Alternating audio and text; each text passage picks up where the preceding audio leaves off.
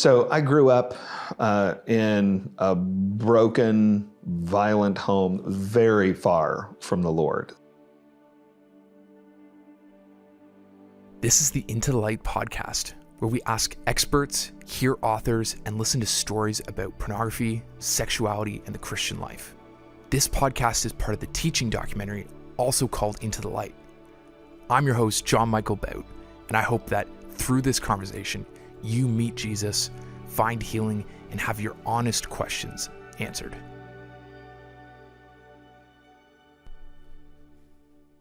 Hey, this is John Michael. And I'm Jacob Volk. We recorded this podcast on a film trip for the Into the Light documentary.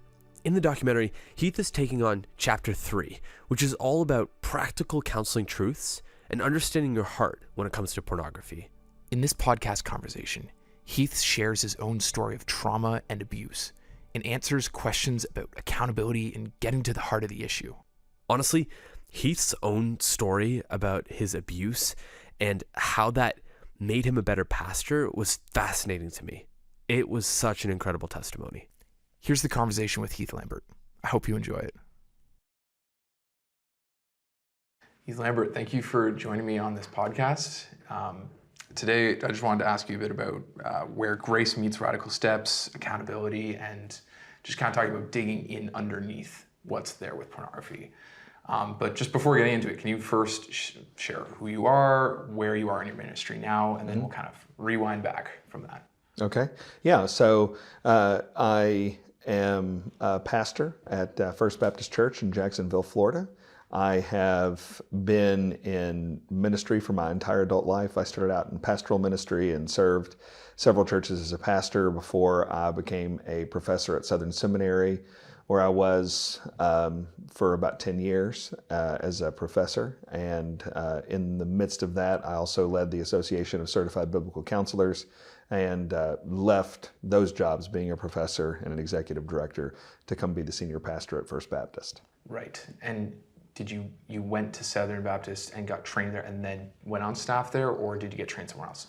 That's correct. So I got my undergrad at a different institution, but I did my Master of Divinity and PhD at Southern Seminary. And while I was in the PhD program, I got hired as a professor. So I had some overlap where I was at once a student and a faculty member. But yeah, so I was a two-time graduate of Southern and I actually still am a faculty member. That's not my full-time job, but I go and teach when I can, which is not as often as it used to be, but still love Southern and happy to teach when I can get up there. Okay, I was gonna ask you if you're still teaching there. Yep, still teaching there. Mm-hmm. And then you're married with kids? Yep, I'm married to Lauren, and we have 3 kids. We got a lot of movement in the summer with birthdays. So our oldest, Carson, is 16 and about to turn 17.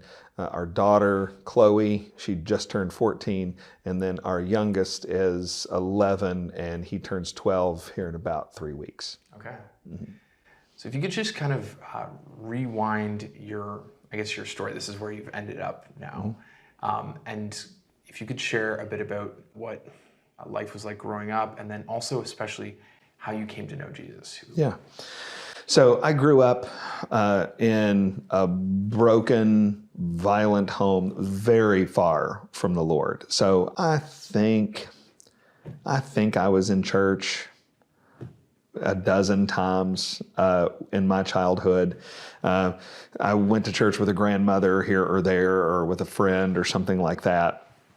But church was not a regular part of our upbringing. In fact, my mom was actually opposed to church. Her mom was very religious and so kind of dragged him to church, and it was all very legalistic. You do this because this is what we do, and we sing these songs because this is what we do, and you're going to get a Bible because this is what we do, and you don't fall asleep. And it was just very do this, don't do that. And so my mom took that as Christianity, and so she was not going to do that to her kids. So it was a matter of conviction in my house that Jesus, the Bible, church, Christianity was not a part of what we were doing.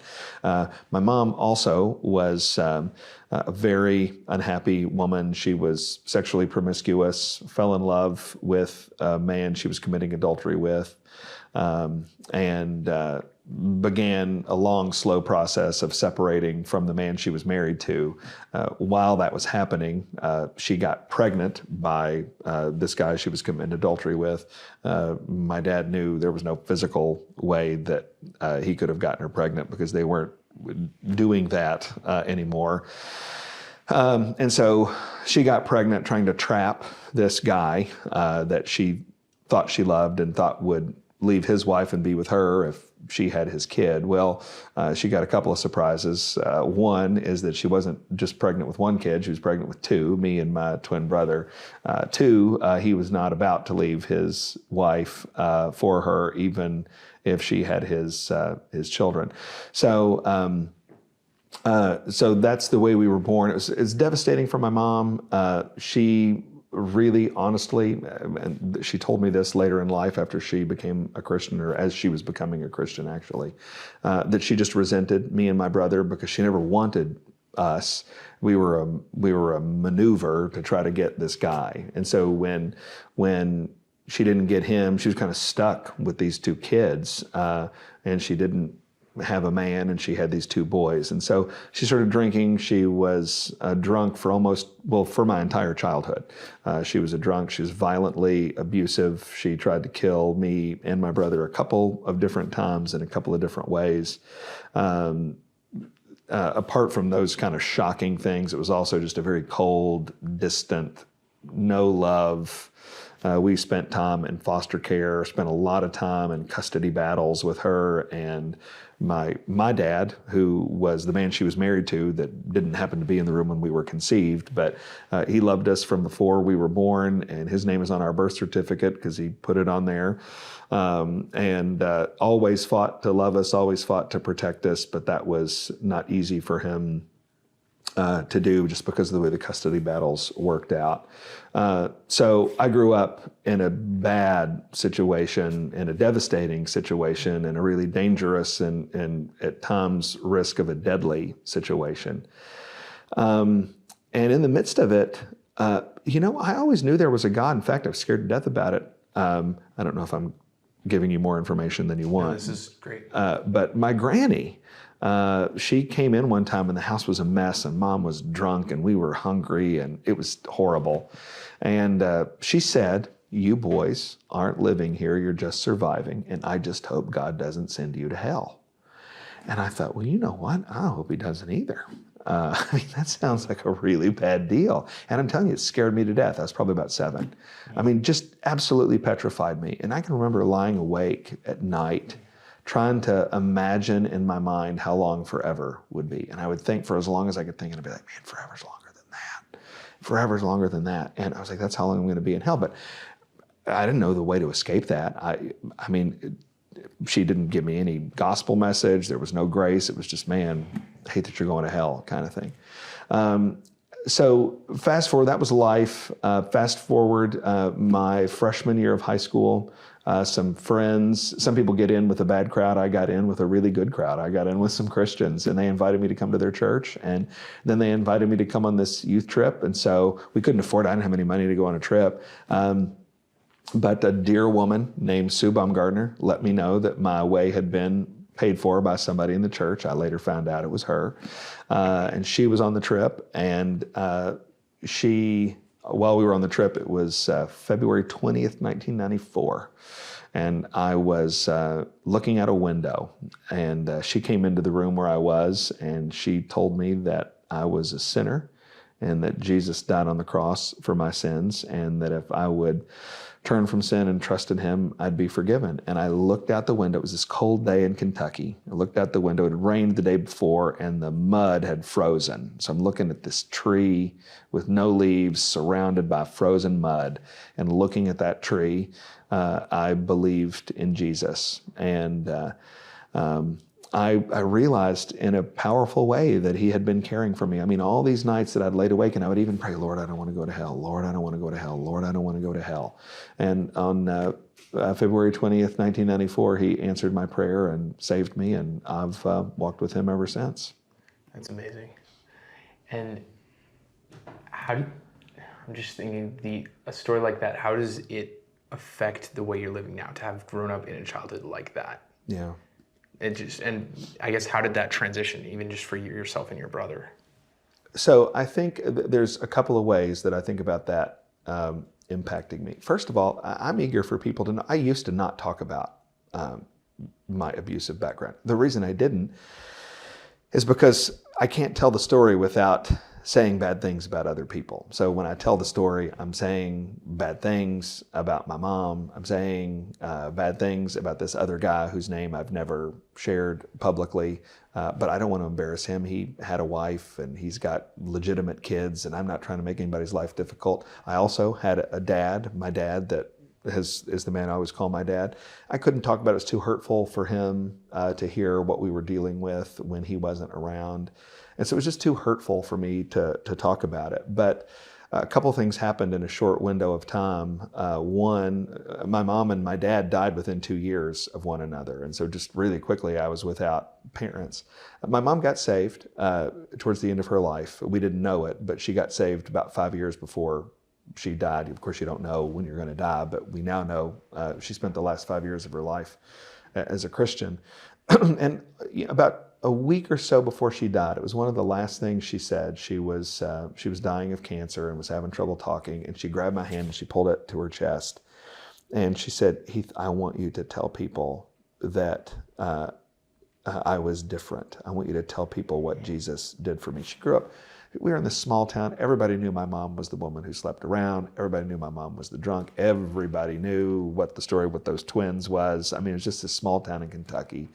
And late in her life, having only lived a few years, most people didn't know what had happened to her and how Jesus had changed her. And so she made me promise that I would tell the story. And then when my dad died, and it wouldn't be hurtful to him, then it just became clear to me that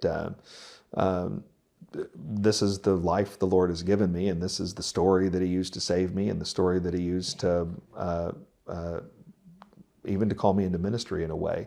And so I tell the story not to be sensational. I tell the story not because I actually don't feel broken over it. I don't feel sad. I try to never tell the story unless I can very quickly say the good things that Jesus did. I don't think it's helpful for people who've been victims of abuse to just always be, look, what you intended for evil, the Lord intended for good. And eventually you have to get to a point where you believe that or you don't. And so I believe it, and I don't want to, I want to give honor to the Lord for my story and the good things that He did in it. So I don't feel like a broken individual. I feel happy. I'm thankful for my life. I'm thankful for all the things that the Lord did. I wouldn't change anything about it. I'm glad I don't have to relive it, but I wouldn't want to change anything about it.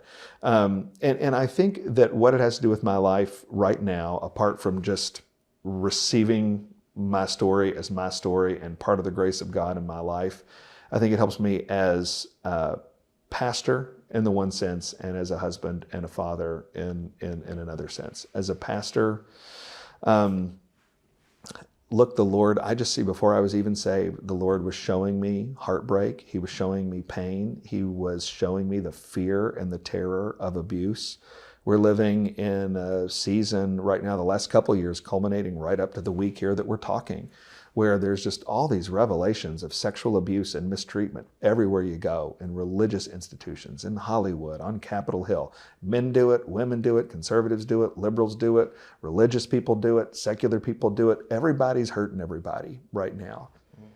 And I have never wondered what it's like when you've talked to somebody who's been mistreated by somebody in authority. I've never wondered what it's like to be scared to go home, to be scared that somebody who looks one way out there in front of people is treating you differently and more terrifyingly in private than they are out in front of everybody. So I think the Lord, before I knew Jesus, was working to help make me like Jesus. Jesus comes in, He's gentle, and He doesn't squelch flaming wicks, and He doesn't break bruised reeds.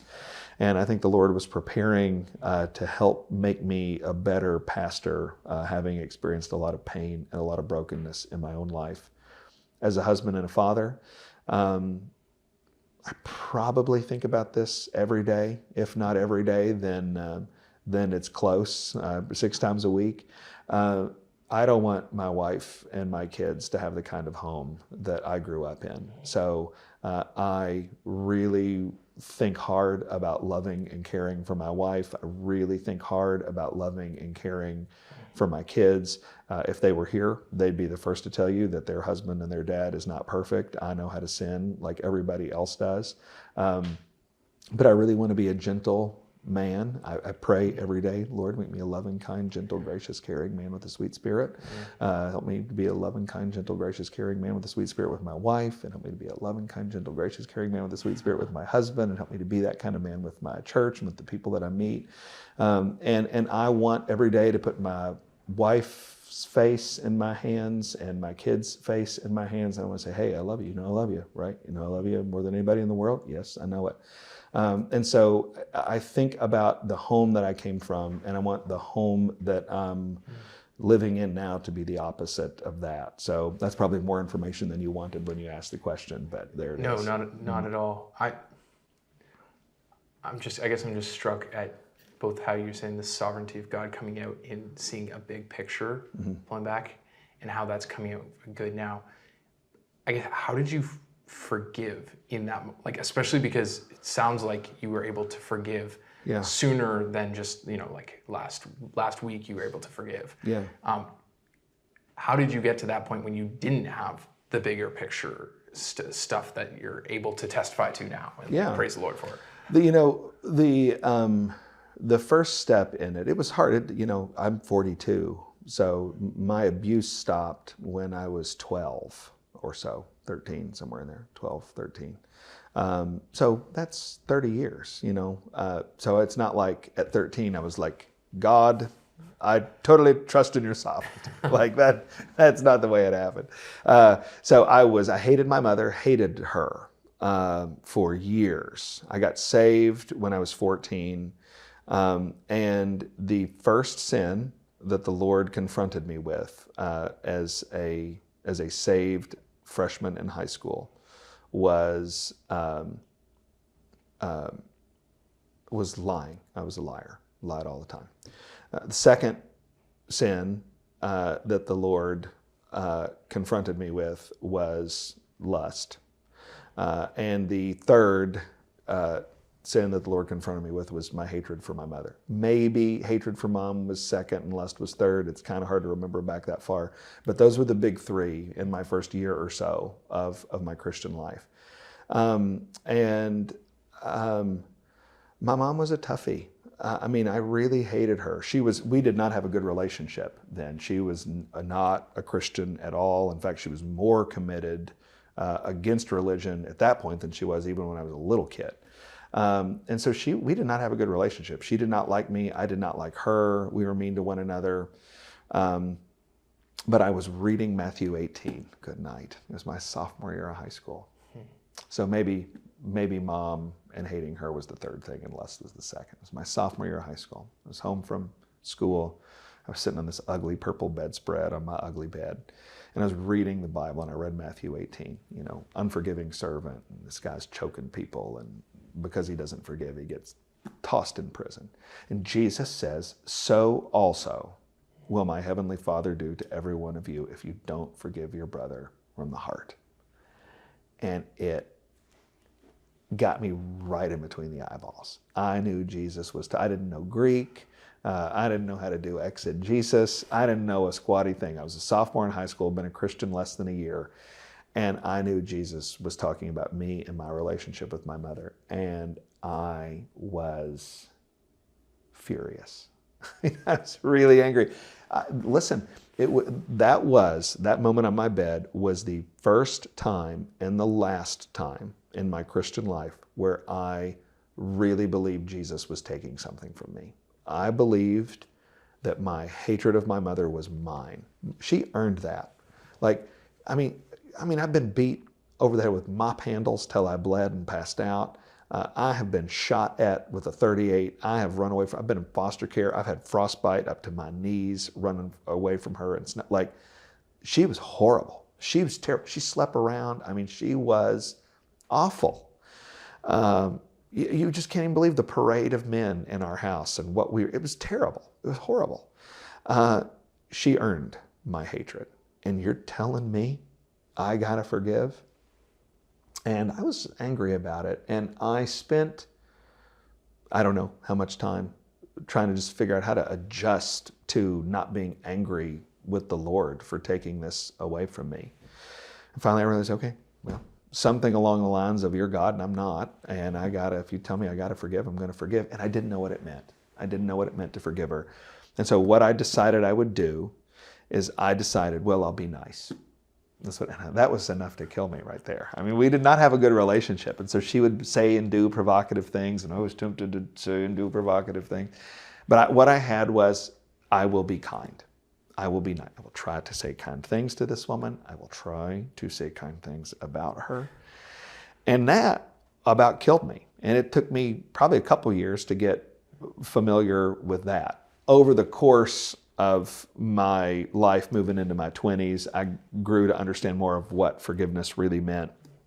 And most importantly, I do think Joseph was really helpful. Joseph, who also experienced abuse from his family members and was wrongly accused of sexual abuse and spent time in prison and was horribly mistreated.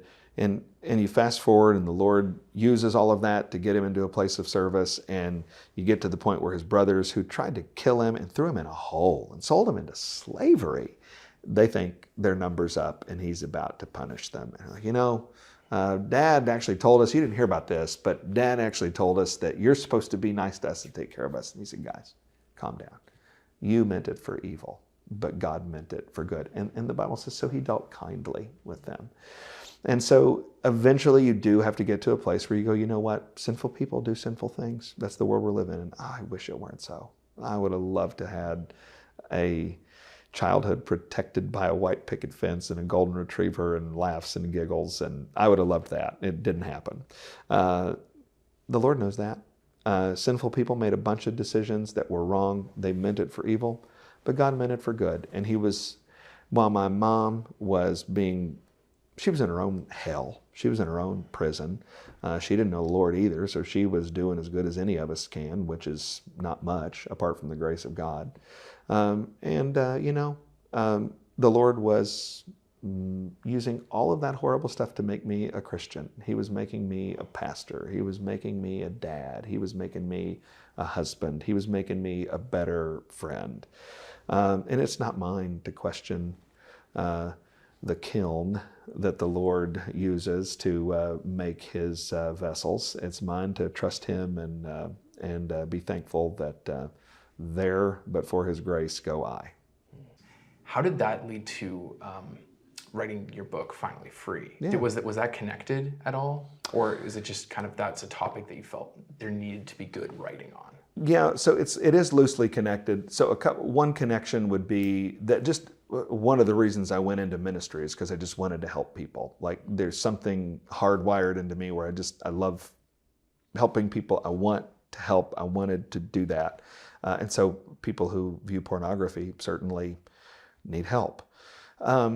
More immediately to the book was while I'm living this life, part of the story of my childhood was the abuse of my mother. But another part of the story of my childhood is because my mom was a drunk. So she was a drunk and she'd get angry and abusive and then she'd pass out. And so there's a whole other part of my childhood where me and my twin brother were these little rednecks in Eastern Kentucky running around with our bare feet. I mean, terrorizing creeks and trees and abandoned houses and barns and lighting things on fire and doing whatever in the whole wide world we wanted. I mean, I had a remarkably free childhood in one sense with an incredible amount of supervision. I supervised my 16-year-old today more than my mom supervised us at 7. I mean, we were doing whatever we wanted. And in the midst of all of that, I had a creepy friend of our family give me a VHS cassette, if anybody knows what in the world that is. That's the way you watched movies back in the 1980s, was a VHS cassette of pornography. And you could never, I don't think, smuggle that kind of contraband into my house today, but we were able to do whatever we wanted in our house then. And I watched that video as an 8-year-old. I was 8, and saw my first pornographic movie. And it was this explosion of, on the one hand, guilt, because Romans chapter 2 says your guilty conscience accuses you. And my 8-year-old conscience knew I was looking at sinful sex. But the other part of the explosion was I was hypnotized by it. I thought this was wonderful. So I knew it was horrible, and I knew it was wonderful. I honestly was hooked right then. Now, in the kindness of God, 8-year-olds couldn't get pornography very easily back in the 1980s, and we wound up feeling guilty, and we destroyed the video, and so then there was no more where that came from. But my childhood, even though I didn't get to see pornography very much, whenever I had the opportunity, I took it. And so one of the kindnesses of God was having me be born in the 1970s instead of the 2000s, because if I had grown up when a lot of people right now are growing up, I think I'd probably be single, alone, and staring at pornography in a 1-bedroom apartment someplace right now. But so I felt a close attachment to pornography in a very sinful sense, and it was a problem. I longed to see it. I wanted to see it, and I needed to break free from that. And so the book is me wanting to help people, but it also is, in a way that maybe a lot of folks don't appreciate, it's more autobiographical than you might think, because a lot of the strategies that I talk about in the book are strategies that I use to help break free. I feel like that comes through with how practical it is in many aspects of it. This actually just kind of connects into what I was wanting to ask about after this. So your book throughout is talking about the transforming power of grace and how grace undergirds all these different things. And right. That's kind of the underlying thing for every single one of your chapters in there. The transforming power of grace also is paired up with the radical measures of cutting off access and all these other different just practical steps. But how should we be thinking about that as Christians, where we want to give God all the glory for change and recognize that it is Him who changes the heart, while also not having, I guess, like this double standard perspective on like, okay, we're going to say that God changes us, but at the same time, the thing that really does the work is these radical measures that we're doing over here. Like, how do you think and teach that so that they're helping each other, not pulling away? Yeah. So actually what you've just done is you've put your finger on a real burden I have in the book. So you could look at the book and you could say, wow, this is somebody who really cares about helping people with pornography. And that's true. That's the main thing. But there's another burden in the book. There's several, but there's another burden in the book. And the most significant one after pornography is my troubled spirit. Certainly at the time that I was writing the book, of faulty ways that Christians talk about grace.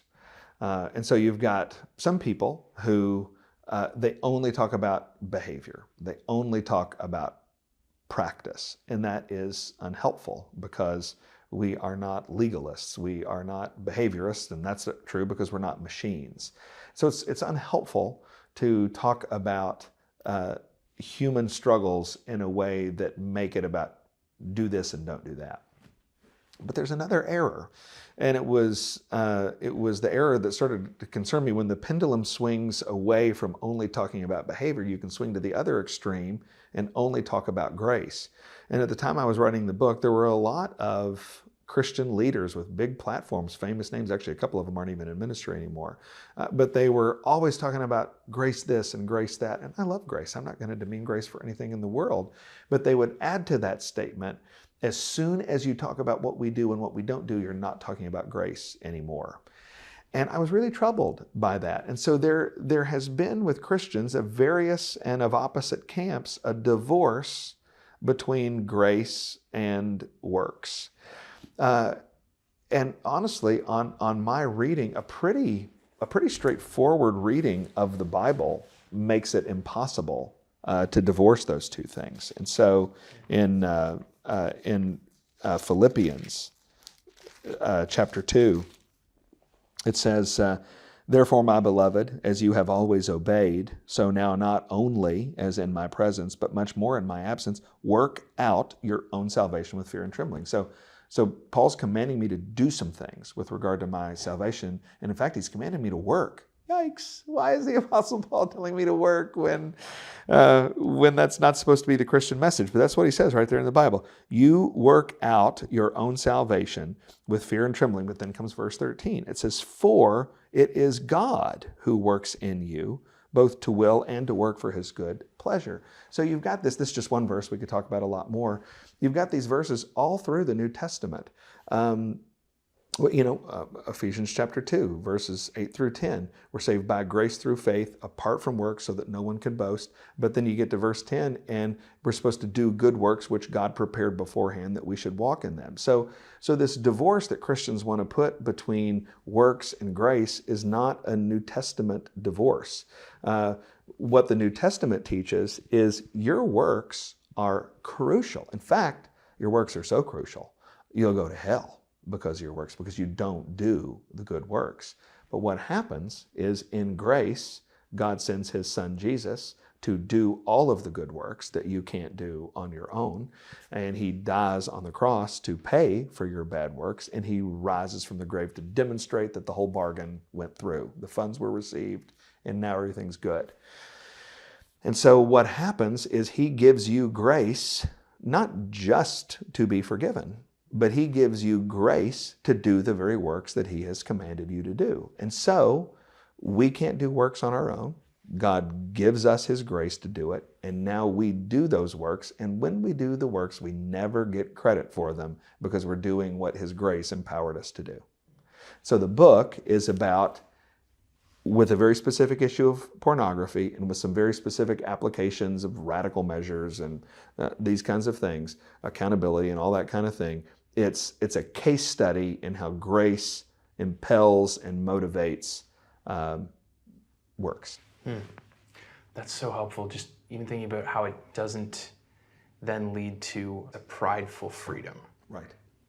Because the possibility of getting freedom, but strong-arming, doing it yourself, leading to like, yeah. That's right. So you think about Jesus in the Sermon on the Mount, and he says, he's talking about, let your light shine before men so that they may see your good deeds and give glory to you. No. Let your light shine before men so that they may see your good works and give glory to your Father who is in heaven. And so our good works must happen.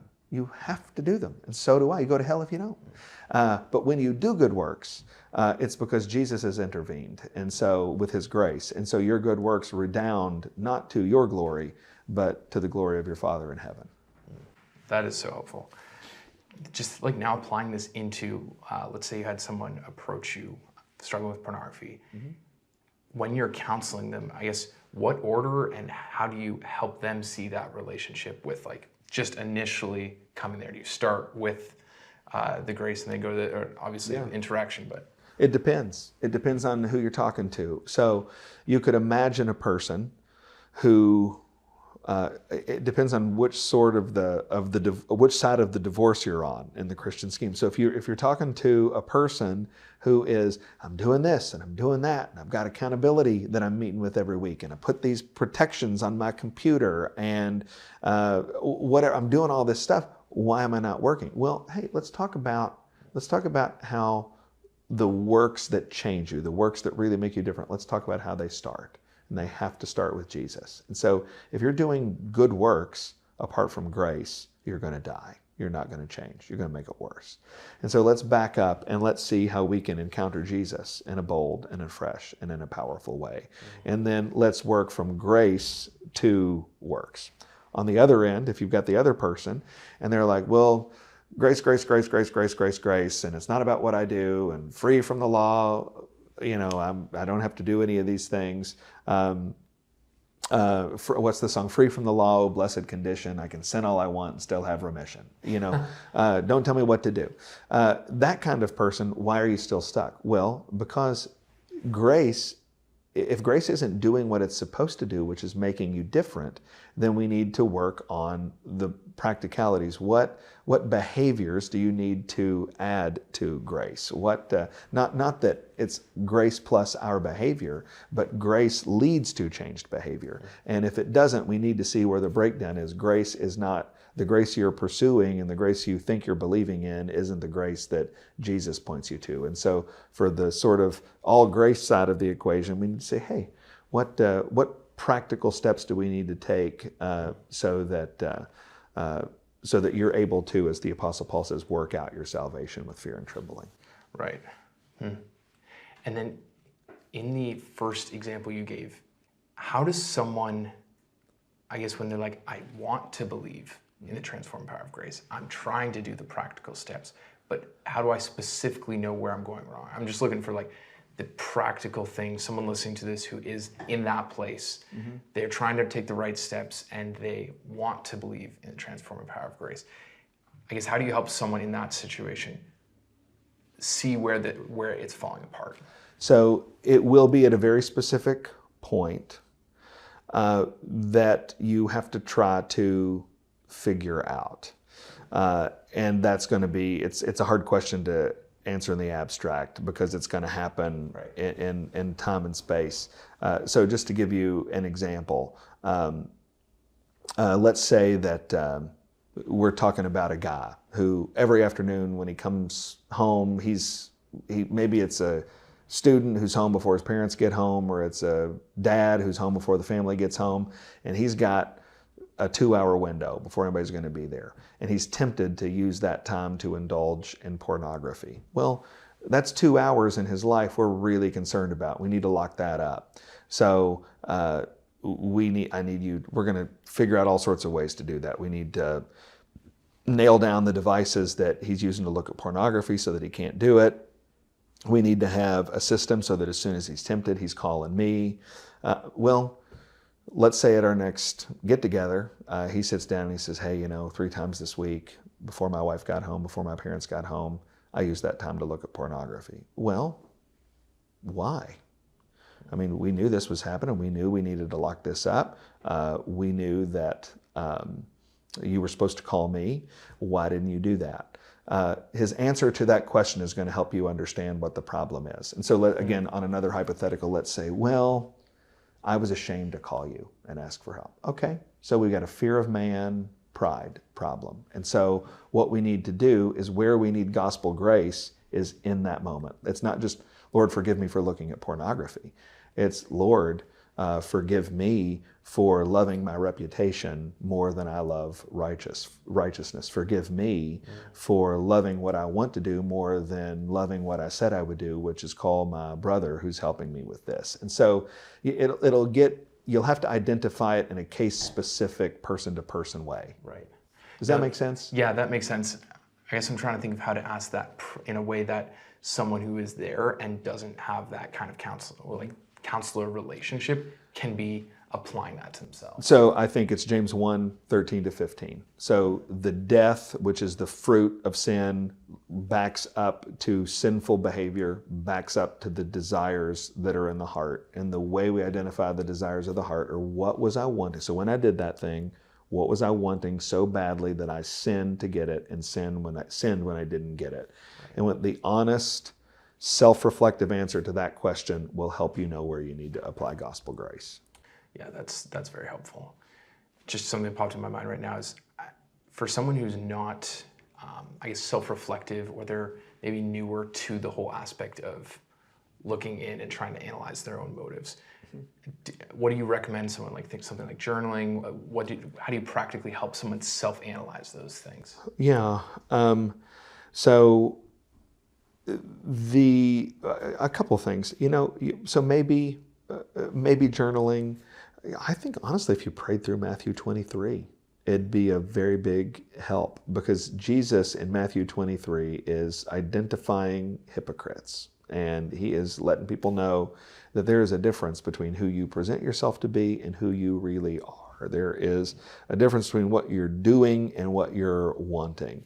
And so I think you could pray through Matthew 23, and honestly, if the kind of person that's like that you're describing, that's listening to this right now, I would honestly say, hey, if you're not in a situation where you're having a conversation with somebody like what I just described, one of the easiest things to do is fix that. Send a text message right now, make a phone call right now.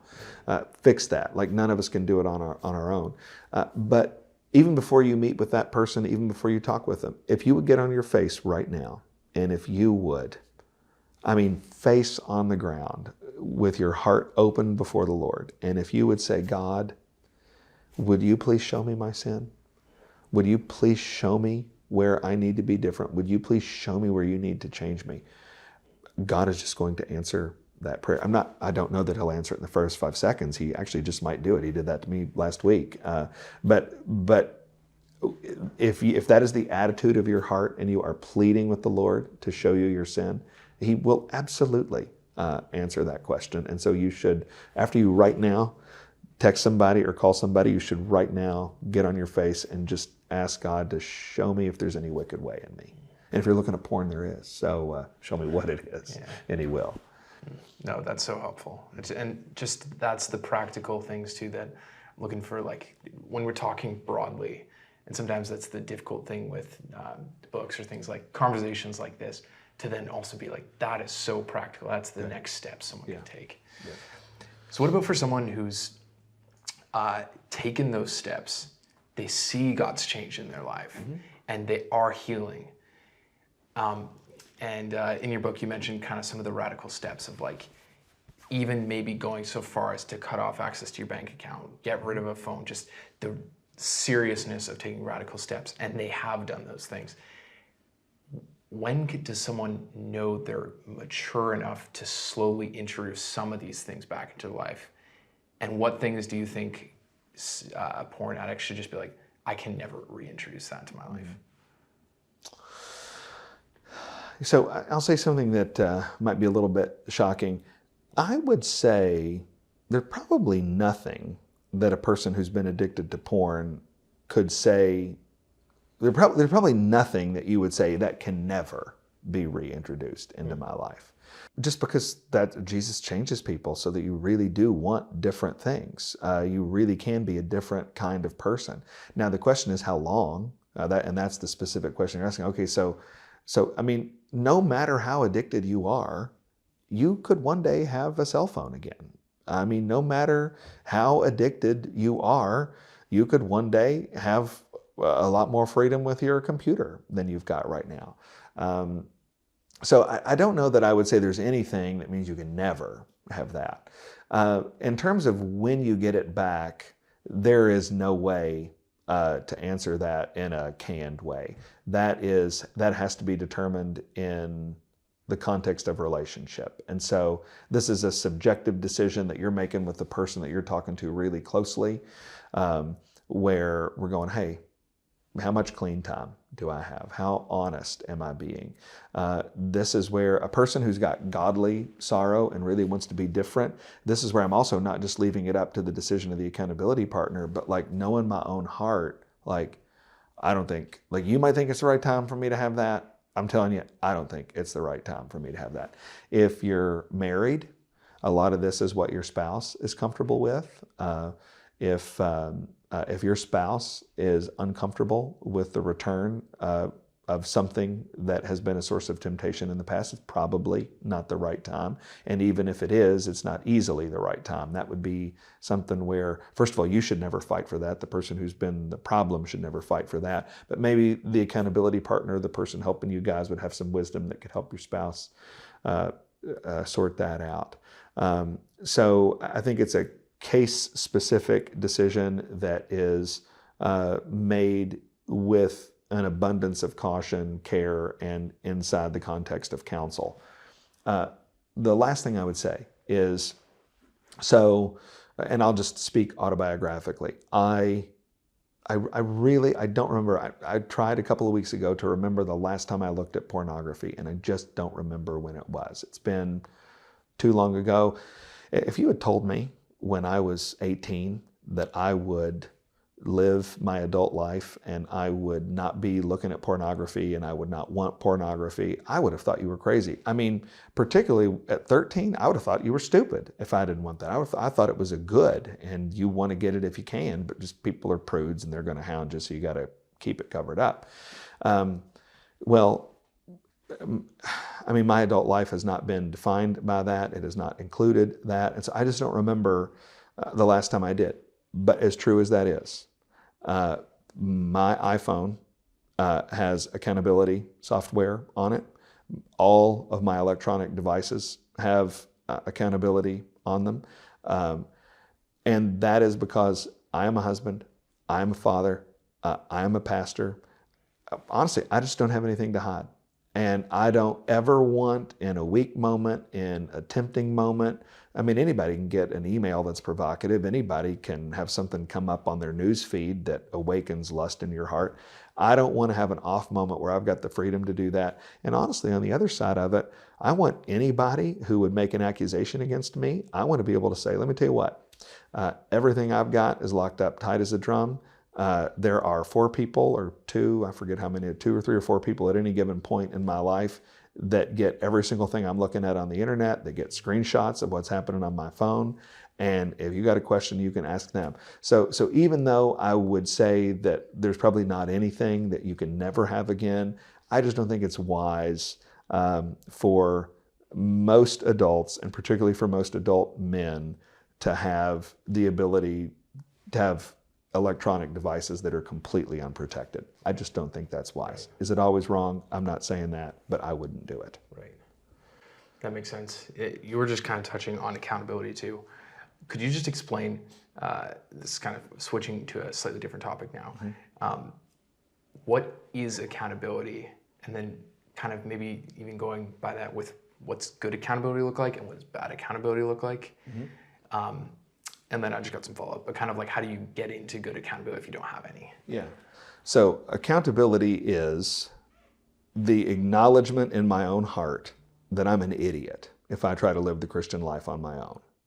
It's the acknowledgement in my own soul that I am stupid and a fool if I think I can solve the most complicated problems I've got on my own.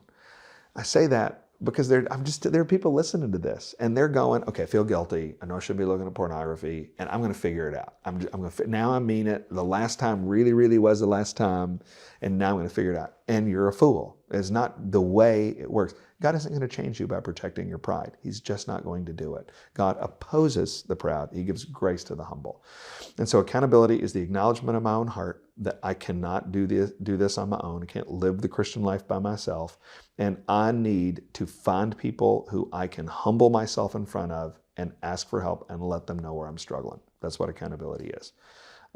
Good accountability happens with people who know more about the Bible than you do, with people who know more about Jesus than you do, who know more about the Bible and sin than you do. So it happens with somebody who is wiser.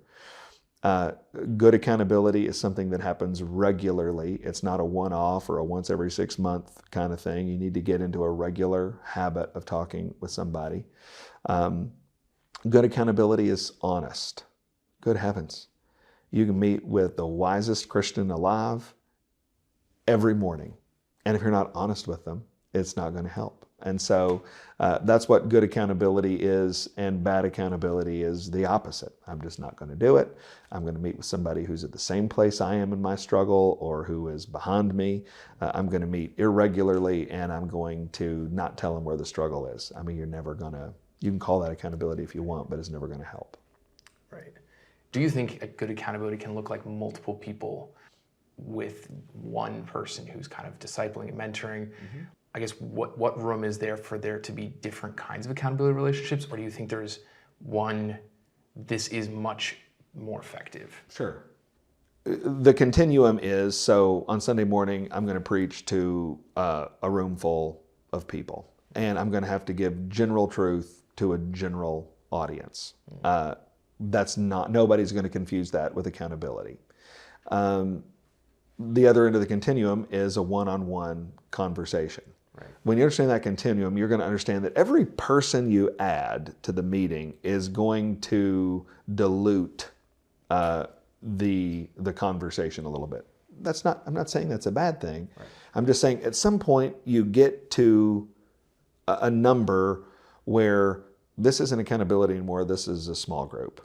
And this isn't a small group anymore. This is like a discipleship class. And this isn't a discipleship class anymore. This is just church on Sunday. So I'm not going to say that the numbers aren't important, but it can be very, very effective to have like one wiser person discipling 1, 2, 3, 4, 5. Probably after you get past that 3, 4, 5 mark, you probably are getting a group that's so diluted, every individual isn't going to get the close attention that they really need. So I would say the larger the group, the more beneficial it is for people who are a little bit further along. And the more you're struggling, the more intense the struggle, the more helpful it is to have the group be as small as possible. Right. One question we got specifically from someone anonymously was, what do I do if there are no people that I can think of to hold me accountable, but I need that? Like, what would you recommend for someone in that situation? Okay.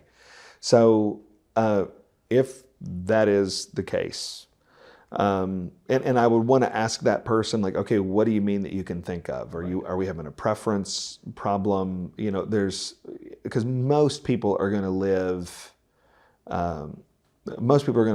where there's somebody. I mean, there's somebody, but I can imagine a situation where, gosh, I'm looking around and I just can't find anybody. So just not able to ask the question. I would say if you really can't, if you can't think of anybody, then maybe ask another person if they can. So this is different. I'm not asking you to be my accountability partner. I'm asking you to help me come up with ideas. Right. So an obvious person at that point would be a pastor. Hopefully this person has a pastor, and they go to the pastor and say, hey, can you think of anybody? If you can't find anybody that way, then there's phone calls, there's texts, and so you can phone a friend, you can text a friend and say, hey, could we meet every week over the phone? Could we meet every week over FaceTime? Like whatever it is. It would be an incredibly strange situation where somebody who has access to an ongoing problem with pornography would not also have access to live life openly and honestly with another Christian. Right. Do you think that a wife could, or a husband of either spouse struggling, could be an accountability partner? Or not in the intense, close way. So I don't mean it in a general way where a spouse is the one who's in charge of the passwords on the computers and on on our television. If you want to watch a movie, you've got to put in the code. Right. It could be that if you've got a situation in your marriage where you don't know the code and your spouse does, that your spouse could be the one who knows. But that would not be accountability in the strict sense. Accountability in the strict sense, in general terms, it should not be your spouse. And the reason is because your spouse just needs to be freed up to be your spouse. It is corrosive of the marital relationship for your spouse to have to be figuring out how to have communication with you and a sexual relationship with you and how to have fun with you, and also looking at your internet reports. Like it's just not conducive. So, if you have to do it in a pinch, again, somebody's better than nobody. But in fact, I'm not aware of a scenario where the only option somebody had was their spouse. And so in every normal scenario, spouse shouldn't be close accountability partner. Right. No, that's really helpful. This is a question kind of connected on this that I loved it. I want to actually read it directly because it's so good. Okay. In Song of Solomon, the man genuinely sees his bride as the most beautiful woman on planet, bar none. How do we grow in seeing our wives this way? And then kind of specifically in the topic of pornography. And maybe I could also just add, how can wives see their husbands in this kind of light as well? Yeah. I just think it's such an honest question. No, it's a great question. In Proverbs chapter 5, so he's talking about Song of Solomon. In Proverbs chapter 5, the counsel is to delight yourself in the wife of your youth and to let her breasts fill you at all times with delight. So that's what the Bible says. So what that means is that is a command of God. So God is commanding us. He's doing it in a different way in Song of Solomon, but there's this command that I need to love and sexually desire the wife that God gave me. The good news for that is that since it's God's command, God in His grace is going to give us the power to do it. So what that means is if you pray, God, I want to do this. Will you help me? He will. Again, that might not be a prayer that He answers in the first 10 seconds, but it will be a prayer that He for sure answers over the cycle of prayer and in the course of your marriage. So just in general terms, we pray, Lord, help me to do Proverbs 5, help me to do Song of Solomon, help me to do this. And He will answer that prayer.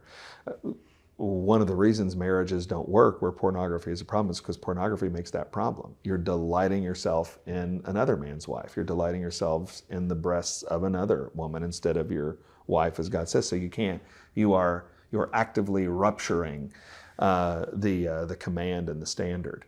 And so you've got to get away from that. But what I would say is what marriage does is it gives us the put on of the put off of lust. So in Colossians and Ephesians that talks about these, when you want to change, there's not just the bad things that you stop doing, there's the good things that you start doing.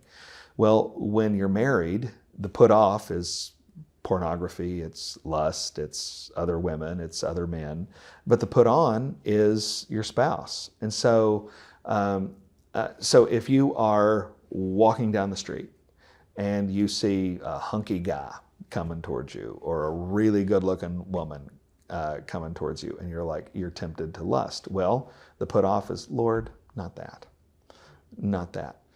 The put on is Proverbs 5. Lord, help me to delight myself in my wife or my husband of my youth. Here's the thing. When you're married, you get to think, it's not wrong for you to think with sexual longing about the private parts of your spouse. And so you can think about the private parts of your spouse. You can think about the activities that you engage in the marriage bed that you find fun and enjoyable and delightful. And I'm telling you, if you ask God to forgive you of lust and ask God to fuel you with desire for that, I'm telling you, you will find yourself highly encouraged about being with your spouse. And one of the things about just in my adult life, the only woman I see naked is my wife. And so this is the way it's supposed to work. The way it's supposed to work, and we lived in this sexualized society where you can see anybody's body parts anywhere you want. But in God's world, the only person whose body parts you're supposed to see uncovered are supposed to be your wife, and so are supposed to be your husband. And so when that happens over the course of years, you won't even know anything else to desire. It'll just be that, and that's a kind grace of the Lord. So I would say if you can put off desire for other people and put on desire for your spouse, there's a real blessing in that. That's so helpful. We end all these podcasts with just kind of asking, can you give a hopeful word, a word of encouragement, and or just practical things that you want to leave people with now as just closing thoughts? You know, the most helpful thing that I can say is that God loves you. I mean, this is 1 John 4, 8, and 9. God is love, and by this we know the love of God, that He gave His Son, Jesus Christ. I mean, God loves you. God sent His Son, Jesus, to pay for your sins. God sent His Son, Jesus, to empower your righteousness. God is love. He is going to do this for you. You can have great confidence in the loving, compassionate, good character of God, that He is going to turn your heart. He is going to turn your desires, and forever. And I mean, endless eternities stacked one right after the other, your life will be defined by righteousness and purity and holiness and goodness because God loves you and sent His Son Jesus for you. So you can have confidence in that, and this is all going to work out in the end. Thank you for joining me on this. Absolutely. Thanks for listening to this podcast conversation. To learn more about the full-length teaching documentary Into the Light, you can find us on Instagram, Facebook, Twitter, and our website at Into the Light Documentary. These are all crowd-funded resources for churches and families like yours. So if you find this content valuable, please consider supporting us at givesendgo.com/intothe-light. We love doing these podcasts because they are honest and meaningful conversations. If you enjoyed this discussion, you may also like my podcast, Chats Under the Sun. I have similar conversations with Christians from all walks of life. You can find Chats Under the Sun on Spotify and wherever else you listen to podcasts. Thanks for listening.